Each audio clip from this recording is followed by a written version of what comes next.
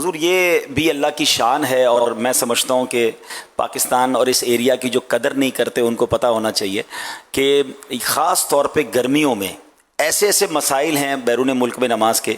You کے میں کچھ علاقے ایسے ہیں جہاں 41 کے قریب راتیں وہ آتی ہیں کہ جس میں عشاء کا وقت ہی داخل نہیں ہوتا۔ اچھا، اس میں جب یہ راتیں آنے والی ہوتی ہیں تو اس وقت بڑا عجیب معمول یہ ہوتا ہے۔ ایک بار ہم برمنگم میں تھے حضور، رات مجھے یاد پڑتا ہے کہ شاید 1:15 بجے یا 1:30 بجے عشاء کا وقت شروع ہو رہا تھا اور 20 منٹ میں ختم ہو رہا تھا۔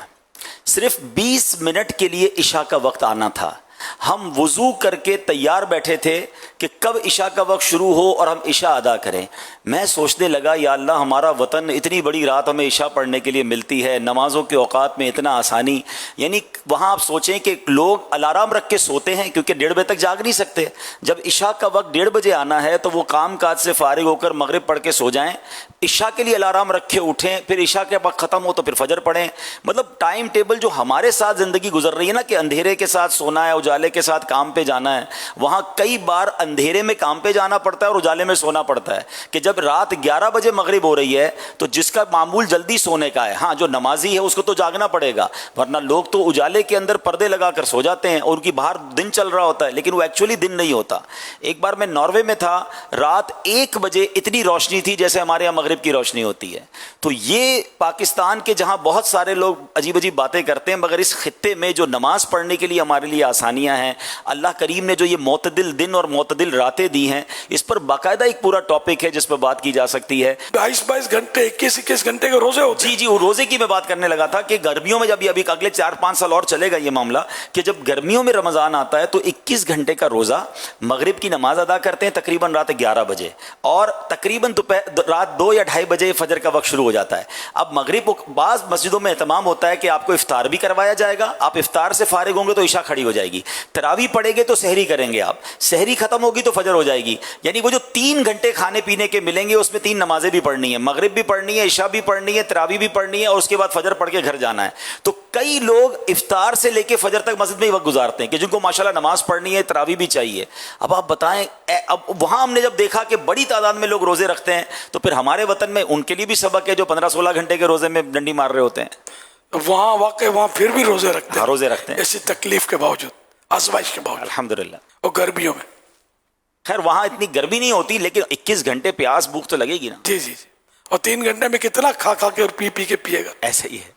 اللہ اکبر، اللہ اکبر، اللہ اکبر۔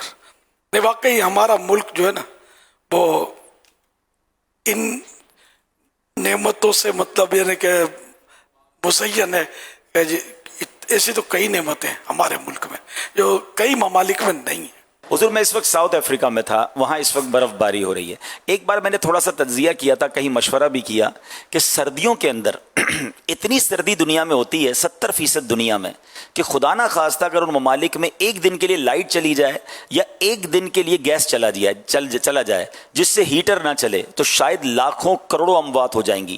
ہم دنیا کے اس خطے میں ہیں کہ جہاں اگر کئی دن تک لائٹ نہ ہو، چاہے گرمیاں ہوں یا چاہے سردیاں ہوں، اللہ نے یہاں ایسا موسم رکھا ہے کہ ہم اس میں سروائیو کر سکتے ہیں، ٹھیک ہے نا۔ لیکن وہاں تو ان کی حیات ہی، ان کی زندگی ہی ہیٹر سے لگی ہوئی ہے۔ -40 ڈگری ٹیمپریچر باہر ہے، -20 ڈگری ٹیمپریچر باہر ہے اور ہم رات کو ہیٹر کے سہارے گزار رہے ہوتے ہیں۔ وہ ایک دن کے لیے اگر ہیٹر بند ہو جائے، بلکہ میں کہتا ہوں چند گھنٹوں کے لیے بند ہو جائے تو نہ جانے کتنی اموات ہو جائیں گی۔ تو یہ بھی ہمارے وطن اور اس خطے کو اللہ پاک نے نوازا ہے کہ جہاں موسم بھی اس شدت کا نہیں ہے جو دنیا کے، میں کہتا ہوں 60-70% دنیا ایسی ہے جو شدید ٹھنڈ میں ہوتی ہے جب سردیاں ہوتی ہیں۔ اچھا حضور ایک اور میں آپ کو عجیب بات بتاؤں، شاید ہمارے ناظرین کے لیے دلچسپی کا باعث بھی ہو اور وطن کی اور احساس ہو۔ ہمارے یہاں ہماری جو پریئر ٹائم اپلیکیشن ہے، ہم دیکھتے ہیں کہ آج مثال کے طور پہ 7:25 پہ افطار ہوا ہے تو کل ہمیں پتہ ہے 1 منٹ کا فرق آئے گا، 7:24 ہو جائے گا یا 7:26 ہو جائے گا۔